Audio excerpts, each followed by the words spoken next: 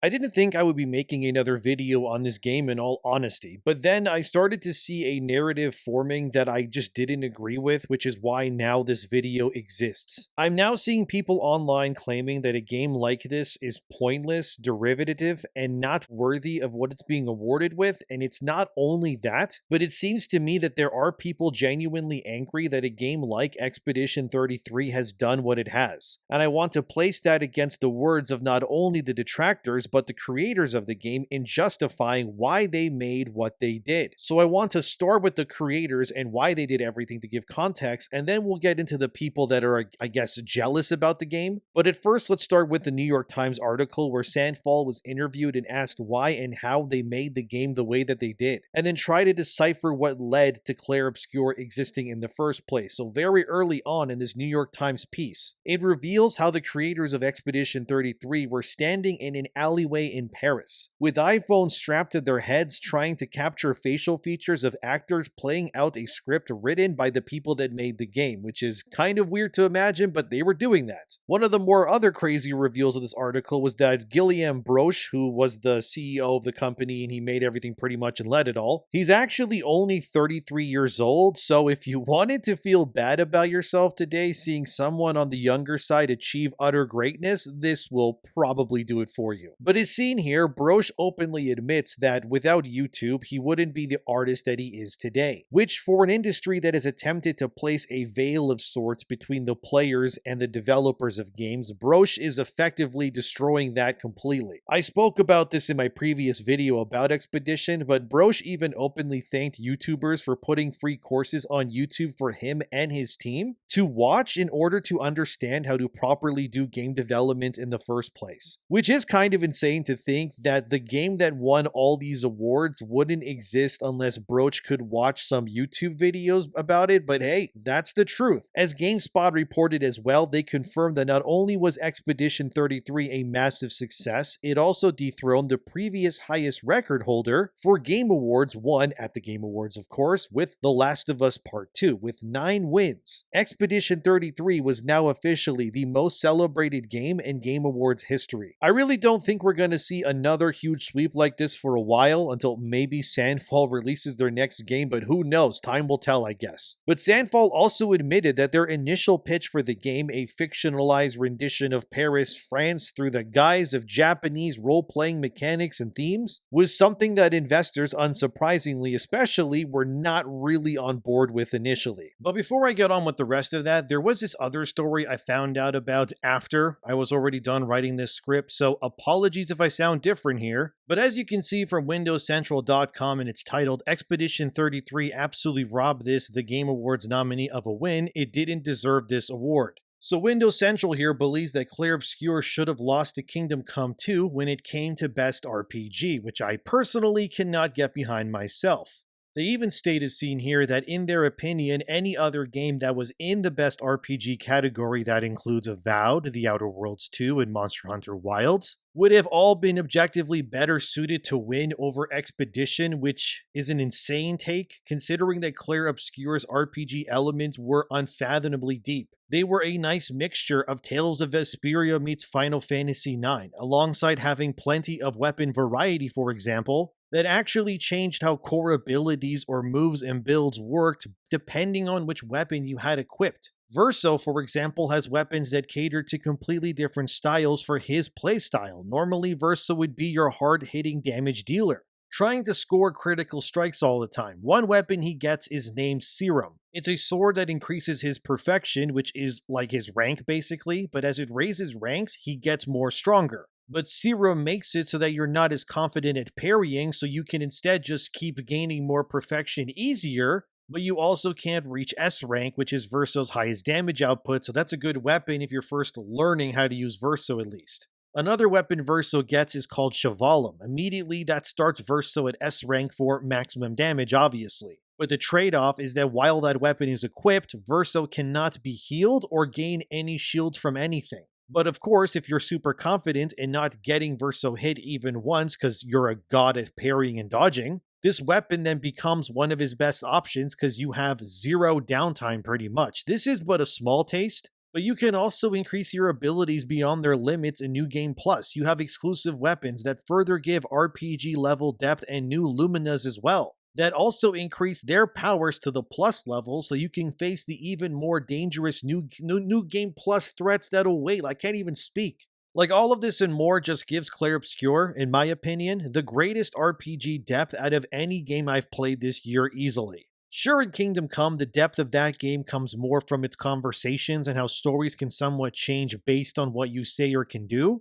But in terms of Kingdom Come's actual RPG elements, as in its weapons, its gear, and its stats, like the real customization, it's pretty bare bones, and I would know since I beat the game myself, but claiming that Clair didn't deserve it because you think Kingdom Come was deeper is just cope to me. Sure, its RPG elements story-wise are deeper, I guess, but given how long Kingdom Come is as an experience, I honestly doubt that most people will even replay the game due to how exhaustingly big it is, not to mention how the dialogue just goes on forever. Clair Obscur has far more replay value because it gets you into things much faster, and the game has an actual endgame, with loads of new content, secret dungeons, and more, just to name a few. In Kingdom Come, in its base form anyways when it first came out, it barely has anything besides just doing the quests that were already available to you, which is fine if that's what you want, but when I play an RPG myself, I want to continue to expand my heroes and delve deeper, and Kingdom Come doesn't really allow me to do that.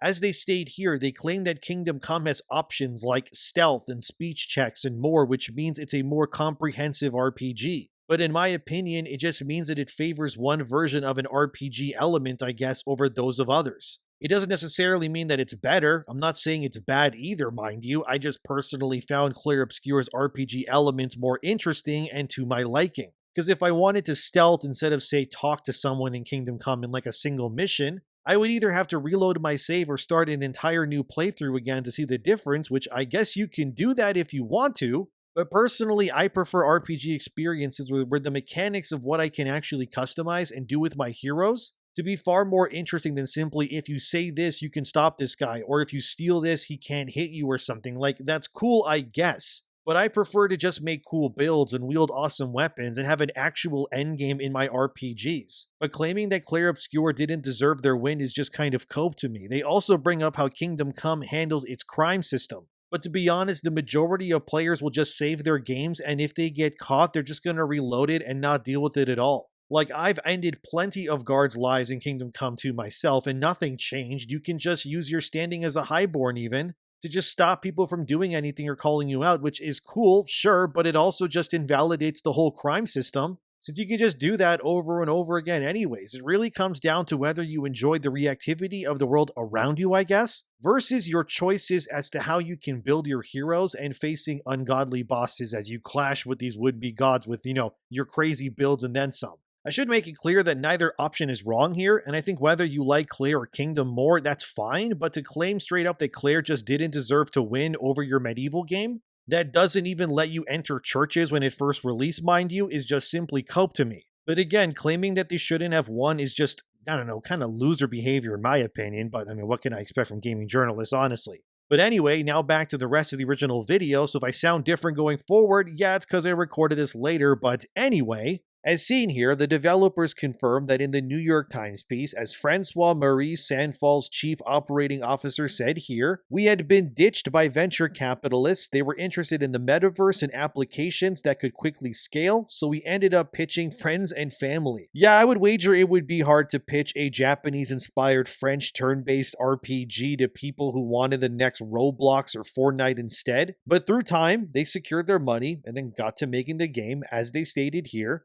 Sandfall wanted to prove that indie studios could create games that could also rival the giants, confirming what many of us already knew, which was that many of these big games don't even really recoup their cost for being so expensive. Some examples given are like Spider-Man 2 on PS5, which had a budget of like 30 times and then some of Clair Obscur, which is insane, but that's real. The reason why Sandfall believed their game was not only successful but celebrated was for a very simple reason. They actively went against every single trend currently in the modern video game space. As they stated here, that was their goal all along. And also, if you want more content, consider doing all the YouTube stuff from liking the video and all of that, thanks, but this game had really no expensive DLC. No battle passes, no slop activist writing or punching down of any kind. It was a game divorced from reality in every sense save for a few. It didn't chase the Souls-like trend or other things like roguelites becoming something many games I'm sure you know are also chasing too these days. Instead, it was a turn-based RPG, something that many companies these days believe is a dying genre. Despite Expedition 33 not even being the first turn-based game to win big at the Game Awards, that being Baldur's Gate 3 of course, which like Expedition was also a turn-based classic RPG game, which also had no battle passes, expensive DLC cosmetics, or constant reminders of current deisms. Baldur's Gate 3 was also a game that smartfully gave player choice to allow their players to see the more progressive elements of the game's characters or themes, but only, and this is key, if they wanted to do that, instead of forcing it onto players like many other games around it have been doing for a long time, and Clair Obscur was similar in this vein too. The game's cast was not annoying whatsoever. Its cast actually reminded me of many JRPGs, which usually have that trope of like the one main guy with a team full of women. Games like Sakura Wars, Hyperdementia Neptunia, for example, or if you really want an older game that I personally loved as a kid, Riviera the Promised Land. You ever played that one? God, I love old school JRPGs, man. Riviera was a really cool game. It came out on the Game Boy Advance originally, but anyways, those were sort of the vibes I got from Clair Obscur myself. And it did something I personally wish that more games would embrace, which is to be anything but the real world in any single way. What do I mean by this? And with Baldur's Gate 3, that's also applicable here, is that many modern Western games, which you definitely have noticed, have decided a while back that they were going to never let you escape reality no matter what you try. Every current day trope or activist wording was then being placed in these games, stuff like the Saints Row remake, Dustborn, or Forspoken. These are all really great examples of what people do not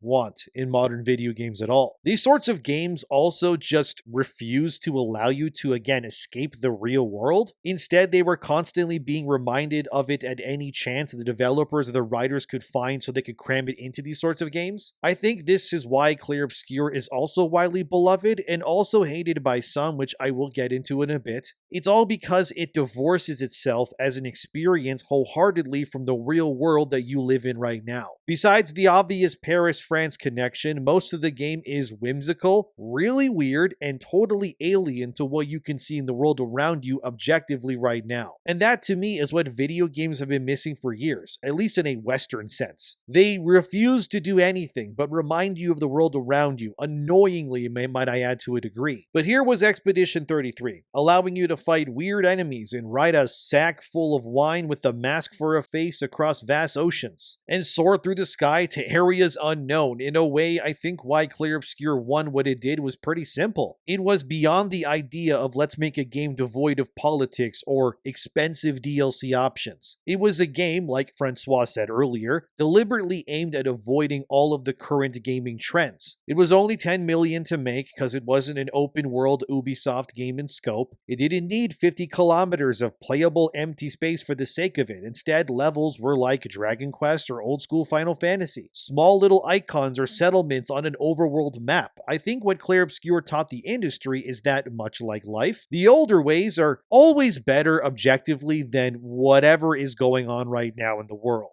Think about it, okay? Even in life. Back in the day, your parents and your grandparents existed in a mostly less connected era. No internet, no social media, no cell phones. Everybody was more family oriented for the most part to various degrees, and traditional ways of doing things kind of reign supreme. Nowadays, people are connected more than ever before by technology, yet they're more disconnected and lonely too. I'm not the first person to say that, that's pretty obvious. People have never been more mean than they are now online either. You can simply say have a nice day on Twitter and someone will still threaten to dox you. I mean, a lot less people are having families, getting married, and instead they're throwing themselves into consumerism and destructive habits instead. It's the same way I look at video games. Objectively speaking, games from the 90s and the early 2000s are still way better than what we usually get like today for the most part, I guess, and I do still stand by that. Because games back then, whether they're Chrono Trigger, old school Final Fantasy, Tank Control Resident Evil games, or stuff like Ridge Racer and old school Mario Kart, they were just fun to play, and that was enough. Many games now, they try to nickel and dime you, push the politics, or have activists working in them who voice their opinions against fans, to openly sabotage these games that they're working on. Entire franchises built by much better developers are constantly being hijacked by millennials with mommy and daddy issues trying to project some stupid progressive theme they learned in college into these franchises they never created in the first place. You saw it recently in Metroid Prime 4. They did it, to Dragon Age, and they even tried to push this slop into Battlefield and more too. Remember when they tried to make a big deal with Battlefield 5 being more female-centric and then nobody cared and then the sales numbers showed? This is why I think Clair Obscur won what it did, because it was a return not really to form, but it was like going home in a sense. I mean to like your childhood, to a world where the stupid insaneness of the world today wasn't as prevalent as it is now, or maybe you just weren't as aware to it because you were younger, I guess. It was like playing a game that reminded me of when I would stay at my grandparents' house over summertime while my parents were working, and I would play my Game Boy Advance, and my PS1 and watch my uncle's collection of movies like Star Wars and Liar Liar and Encino Man, to name a few. I don't know, man, playing Clair Obscur just kind of felt like going home to me. I immediately understood what it was going for, and I already know that its battle system is going to 100% be a major inspiration for games in the future too. And good, honestly, because the combat system in this game, it is S tier in my opinion. Like, what do you mean it's a turn-based game, but it also has parry mechanics and dodging somehow is involved too? It's like they solved the autopilot nature of turn-based games, that a lot of turn-based games these days have like auto battle features for a reason, but not in Clair Obscur, and also for good reason, because you have to be present in that moment while you're playing the game, instead of playing it passively like other turn-based games usually do these days. I mean, key developers from Clair Obscur's team, they went earlier this year to visit Square Enix's offices in Japan. Like, here's Brosh and more meeting with Naoki Hamaguchi and more too. Like, they met with the guys who made Final Fantasy VII and then some. And according to Hamaguchi, they exchanged ideas with Sandfall during their meeting too. Look, all I'm saying is that if Square Enix got Sandfall, hypothetically, to make a Final Fantasy game in the future, brother, I will be there day one. Are you kidding me? A Final Fantasy game that's turn-based but has parry and dodge mechanics built into it too? Yeah, take my money, please and thank you. Look, I hope Clair Obscur's success has taught anyone, like especially Square Enix, that people do actually want Final Fantasy and then some, to just return to their roots as well. Like, I'm currently playing Octopath Traveler 0, which is also a Square Enix game, and yeah, it is a great game. It's a traditional turn-based JRPG game, and although for a time I did fall out a little bit with turn-based games for a bit, I've since in recent years fully embraced them again, and I gotta say, man, it's been glorious. Man, now I'm just wondering what a Final Fantasy soundtrack would sound like from the guy who did the music for Clair Obscur. Again, take my money, thank you very much. Like, one can only dream. As I said before though, not everyone was really happy about this game winning what it did, like this voice actor is seen here, who somehow believed that Clair Obscur didn't deserve any of the wins that they got, which, yeah, that's gonna go over well for you when it comes to future job hunting, Megan. Good job on that one, now it's on the internet forever. Here's another user who still believes that Kingdom Come 2 deserved awards over Clair Obscur, which I personally disagree with completely, but I already spoke about Kingdom Come and all that in my previous video, so let's just keep on going. Here's another totally rational response to Expedition 33 winning, but claiming that you want to gas everyone who likes the game? Yeah, that's very normal behavior on screen there. Here's another example of a user claiming that anyone will take from Expedition 33's success is just that people want more cinematic Western visuals apparently, which is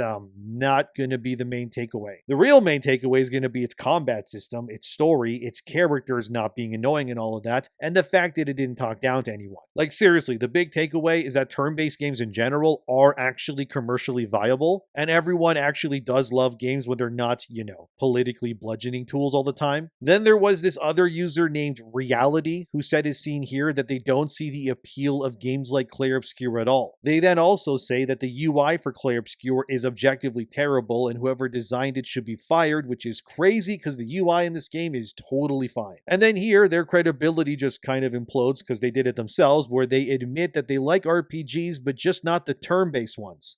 So you don't like the ones that are, the entire basis of the genre that you apparently like. Okay, well then the game is just not for you. Why are you talking about it? And all you accomplished here was making yourself look stupid, so congrats on that at least. You ask me, you're missing out on so many great games because you can't wrap your head around turn-based combat. And anyone watching this, by the way, you should 100% go play some turn-based games yourselves. Like Chrono Trigger and Dragon Quest are turn-based, of course, but imagine saying that they're bad because of them being turn-based. Like, that just couldn't be me. You then had users saying that Clair Obscur's art design was terrible, conveniently while also using a joke platform level as their example, while also conveniently ignoring all the amazing art in the game, and then Grumps called them out on it too, as you're seeing. Like, you can hate the game, I guess, but why would you spread lies like this? And to so blatantly use your gacha example as, like I said, a literal joke level made by the developers is crazy to me. I'm convinced that 99% of the backlash towards Clair Obscur is from people who never played the game in the first place, or just don't like turn-based games because their brains are too smooth to the touch. Is it really no surprise that just like last year with Astrobot, that another game with a smaller dev team also won big too? And circling back to that New York Times report, as seen here, they even spoke to Billy Basso, who made a game named Animal Well. It's a game that was also getting unjustified hate thrown its way for, again, being an indie game that scored big and had critical acclaim. But as Billy Basso says here, people are looking for experiences outside of the traditional AAA space, and yeah, I don't blame them. I think how Animal Well's creators puts it here is kind of perfect. You don't need to fill your game with hundreds of hours of checklist content. People like more straightforward games, and I agree with it. I'm finding myself actively going out of my way not to play games that are full of checklist content these days myself even. I can't speak for everyone, but for me at least, I'm sick of,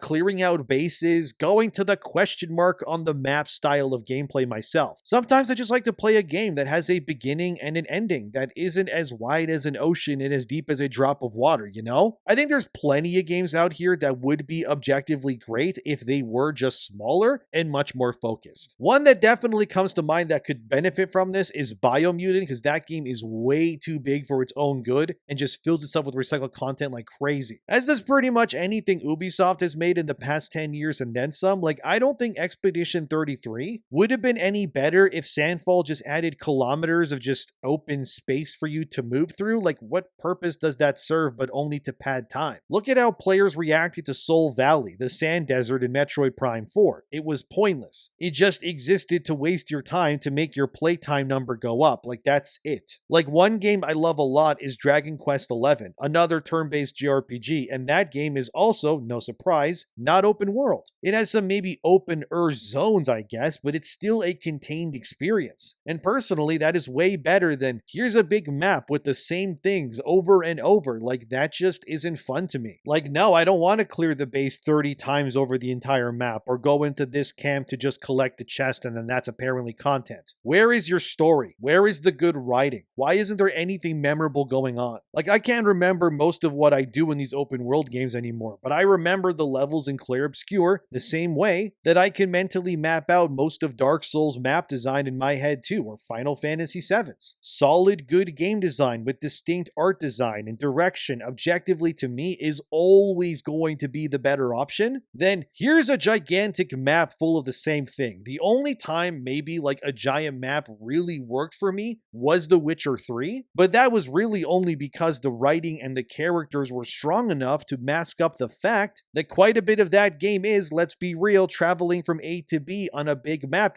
by horse, or I guess walking if you want to make it even longer. I hope more games go against the trends of today, if I'm being honest. We don't need more open world games or slop live services. Like, you probably remember that other game that has gotten nothing but negative press since they released it. Remember the game they ended the Game Awards with called High Guard? And it's just Apex Legends meets Overwatch with generic high fantasy meets sci-fi elements like Immortals of Avium or Godfall or something. Nobody I've seen is excited for that game. I know some people wondered, how did the Game Awards end with something like High Guard in the first place? But that's not really a mystery. They just paid them more money than others to end the show with it. That's all it is. The problem instead is how generic it looks. It's already being called Concord 2.0, and it's like likely going to be dead on arrival. What High Guard is exactly what I want less of. Do we really need another live service hero shooter in 2026 when it actually comes out? Like, did you guys see that other trailer for that game that J.J. Abrams is developing called For Loop? It's just generic slop with the Left 4 Dead creator again. Like, nobody seems excited for that either. Why these sorts of games keep getting made, I have really no idea. We all know they are only being made to be the next live service thing and nickel and dime you for eternity, or I guess as long as the servers stay on before players inevitably abandon them entirely too. Which, if it's a live service game, it's more likely to fail than succeed. I'm even trying to not be negative, man. I just don't think the industry needs more of this sort of stuff is all. They look painfully generic, and unless you can do something interesting with that space, like maybe Helldivers or Arc Raiders, like what are we doing, man? But as Clair Obscur's dev said at the end of the New York Times article as seen here, their vision was clearly trained on using cheaper design formulas like an overworld map and actual levels over just a massive open world, as well as prioritizing quality over quantity, which if you ask me, that design philosophy is kind of lost these days in Western design mostly. As they say at the end there, it is about finding a project that you want to make with your whole soul. We are trying to find this place of truth and honesty again. It's very telling that these former AAA developers ended their interview by saying that. They're insinuating that the current state of games is anything but truth and honesty anymore, especially in a Western sense, and yes, they're right. You're constantly having people overpromise content to justify you pre-ordering their games. You're offered expansion passes without even the content within it being detailed. Like, you're just expected to buy these things believing that the developers and publishers will deliver on the money spent, I guess. Like, there's really no other industry that does this sort of thing. You wouldn't buy an expansion of